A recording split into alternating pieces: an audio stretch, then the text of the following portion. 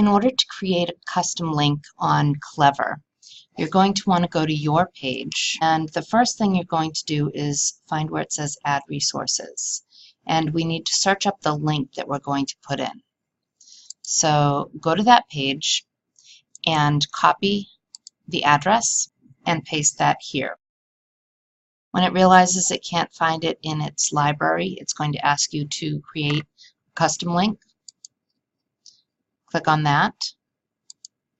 Upload a picture if you want to, otherwise you can choose from theirs over here. You will need to retitle your link and also choose one of your categories. That's just where it shows up on the page.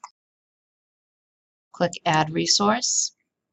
You should get a little message that says it's been successful, and then you can find it, and if you want to click and drag, you can rearrange your page. I like to put the ones that are used most up at the top where the students can easily find them. And that's all.